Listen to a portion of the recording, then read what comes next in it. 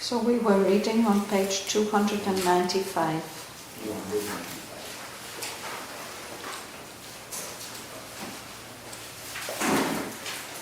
We've been reading about King Asvapati's journey through the different planes of existence and the many worlds, seeing, observing, exploring the many worlds on each plane. And now we are coming towards the end of that part of his journey. We had come into the realm of the world soul.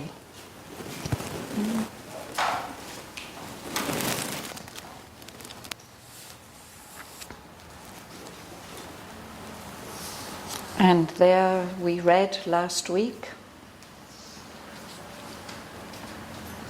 how when he came into the very core of this world, first he saw about a quarter of the way down the page, in their mighty union's poise, the figure of the deathless two in one.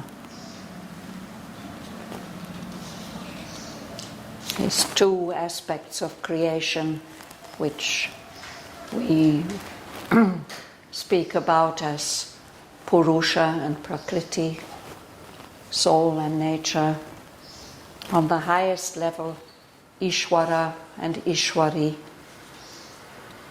a single being in two bodies clasped. So for the purpose of the play, for the purpose of the creation, this single being has expressed itself in two bodies, a diarchy of two united souls. Diarchy, the rule of two. But these souls are united, so they are two in one. Their trance of bliss sustained, supported the mobile world, this moving universe.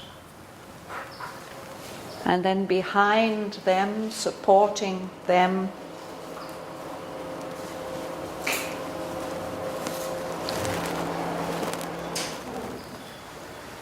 in a morning dusk, a dawn light, the light before the sun starts to rise, one stood. And then I will read again this description of the mother. Behind them, in a morning dusk, one stood, who brought them forth from the unknowable, the two in one. So behind is one, Aditi. Ever disguised, she awaits the seeking spirit. Watcher on the supreme, unreachable peaks, guide of the traveler of the unseen paths. She guards the austere approach to the alone. At the beginning of each far-spread plain, pervading with her power the cosmic suns, she reigns, inspirer of its multiple works and thinker of the symbol of its scene. Above them all she stands, supporting all, the sole, omnipotent goddess, ever veiled, of whom the world is the inscrutable mask. The ages are the footfalls of her tread, their happenings the figure of her thoughts, and all creation is her endless act. That's where we stopped. So we have only a few lines to go to the end of the canto. I'll read those few very important lines. I didn't want to rush them last week. This is again about King Aswapati. As soon as he sees that one, his spirit was made a vessel of her force. Mute in the fathomless passion of his will, he outstretched to her his folded hands of prayer. Then, in a sovereign answer to his heart, a gesture came as of worlds thrown away, and from her raiments lustrous mystery raised, one arm half parted the eternal veil. A light appeared, still and imperishable, attracted to the large and luminous depths of the ravishing enigma of her eyes. He saw the mystic outline of a face. Overwhelmed by her implacable light and bliss, an atom of her illimitable self, mastered by the honey and lightning of her power, tossed towards the shores of her ocean ecstasy, drunk with a deep golden spiritual wine, he cast from the rent stillness of his soul a cry of adoration and desire, and the surrender of his boundless mind, and the self-giving of his silent heart. He fell down at her feet, unconscious, prone.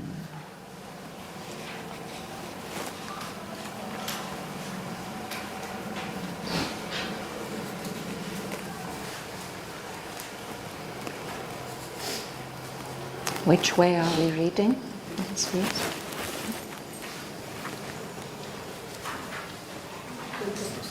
His spirit, yes. His spirit was made a vessel of her force.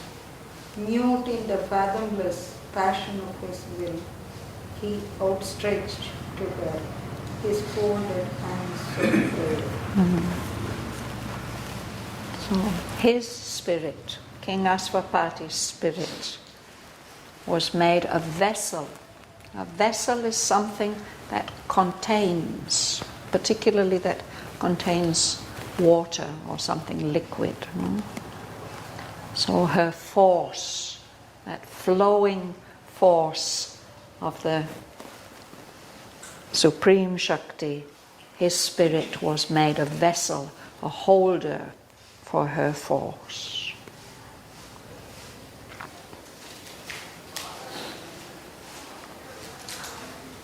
In the traditional story on which Sri Aurobindo has seen a deeper meaning, and on that deeper meaning he has based his story.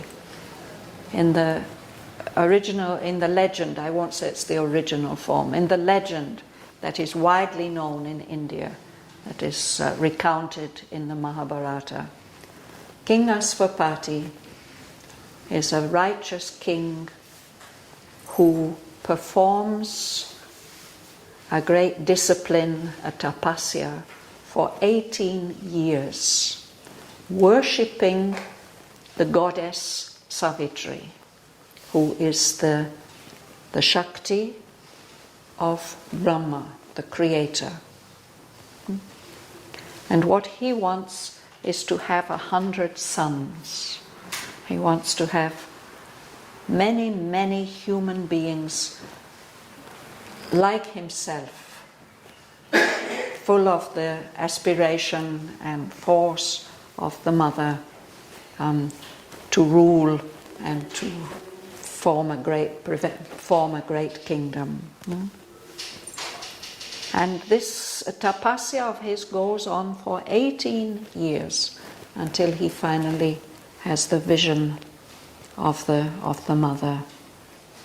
But here it's the first time that he's seeing her clearly towards the end of his tapasya, of his journey. So the moment he sees her, his whole spirit is filled with her force. And he outstretches to her his folded hands of prayer. That's what King Aswapati is, in a way, an embodiment of aspiration.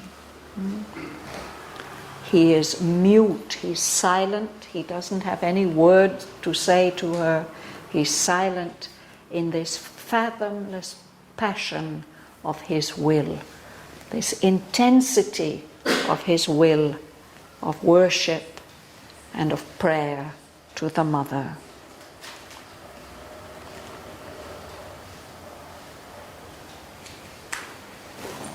Prema? Then, in a sovereign answer to his heart, a gesture came as a was thrown away, and from her raiments lustres mystery raised, one arm half parted the eternal veil. Yes, that's it.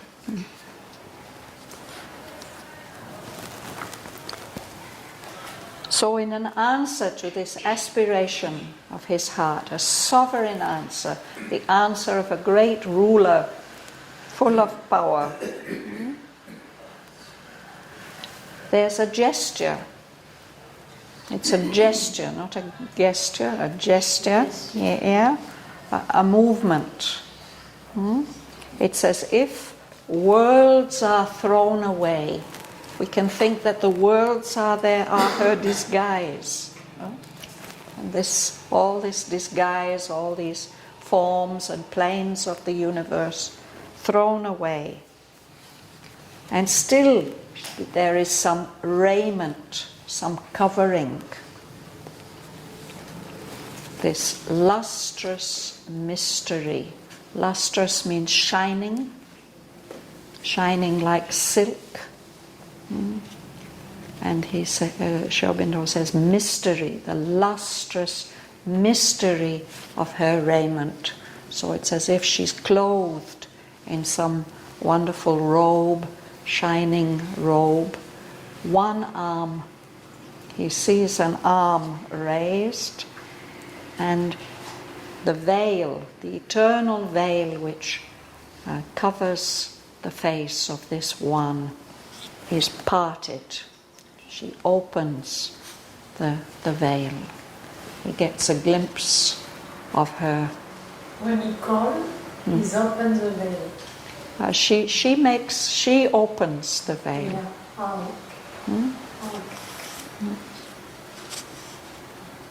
It's her arm that opens her own veil and shows him something in response to his aspiration. So raised one arm, this. And from her raiments lustrous mystery raised. One arm is raised.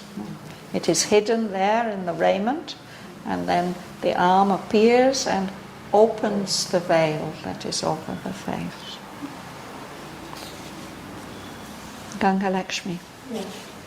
Light appeared, still and imperishable, attracted to the large and luminous lips, of the ravishing enigma of her eyes.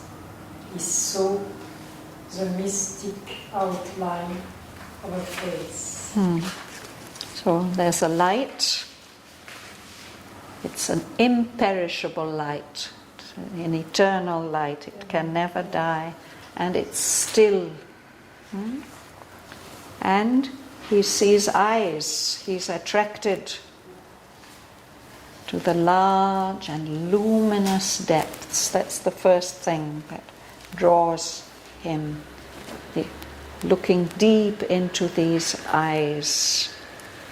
Sri Aurobindo says the ravishing enigma of her eyes. The raiment, the clothing is a mystery, but there's a mystery also in the eyes. There's something which is beyond understanding. But at the same time, that mystery, that enigma, that riddle is ravishing. It's something so delightful, something that is ravishing. It fills you with delight. And he sees the whole mystic outline of a face.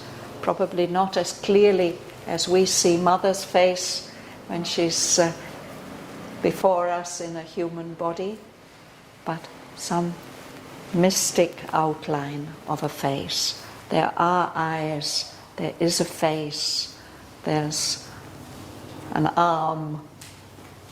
This is a being. Patricia? Overwhelmed by her implacable light of bliss, an atom of her illimitable self, mastered by the honey and light of her tossed towards the shores of her ocean ecstasy, drunk of the deep, golden, spiritual wine, he cast from the rent stillness of his soul a cry of adoration and desire, and the surrender of his boundless mind, and the self-giving of his silent heart. He fell down at her feet, unconscious, calm.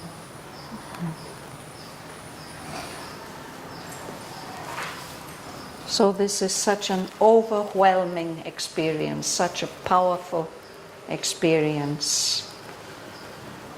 That light and that bliss which he sees is implacable. This is usually a negative word. It means intolerant. This light and bliss won't tolerate anything which is not light and bliss. It's so powerful. At the same time, he feels himself as part of her, an atom, a tiny little particle of her illimitable self. He feels mastered. He feels the power. But this power is characterized by honey, by sweetness, and lightning.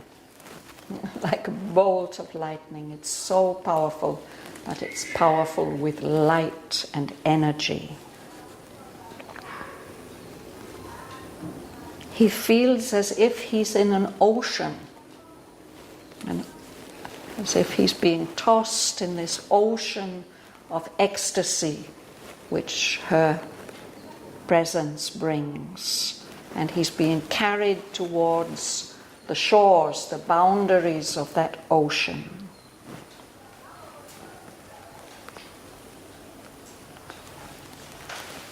What is means? Tossed? Tossed. If you are a little cork in a whirlpool, you're tossed about. Yes? I don't know how you would say it in French. Bouillonné or something like that. It means thrown, yeah. But here it's in an ocean, so the waves of this ocean, of the ecstasy of this ocean, are tossing him about and carrying him towards the shores. And perhaps he gets some of that ocean in himself. He's drunk. He's really intoxicated by that deep, golden, spiritual wine, the wine of ecstasy, of delight, soma. So how can he respond to all this overpowering, overwhelming experience? He cast from the rent stillness of his soul. His soul had been so calm and still and silent, but now all this violent experience, intense, passionate experience has torn. To rend means to tear. So the stillness of his soul is torn, and out comes this powerful cry, a cry of adoration, of worship and desire. He wants only her. And at the same time there's the surrender of his boundless mind. His mind has become so boundless and unlimited through his tapasya all the way from Book 1. Now all that surrenders to her, and his heart surrenders, gives itself, offers itself to her. And with that cry and that self-giving, he fell down at her feet, prone, prostrate, like when we throw ourselves at the feet of the Mother. And he loses all awareness of himself. He's unconscious. It's so overwhelming, so powerful, unexpected.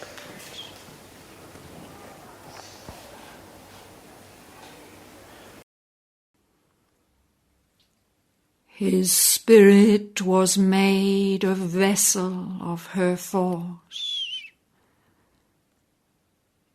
Mute in the fathomless passion of his will, he outstretched to her his folded hands of prayer.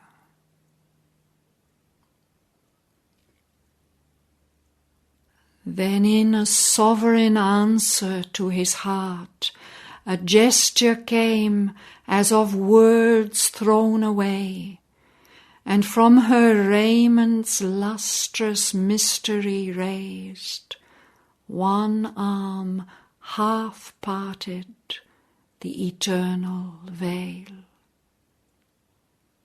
A light appeared, still and imperishable.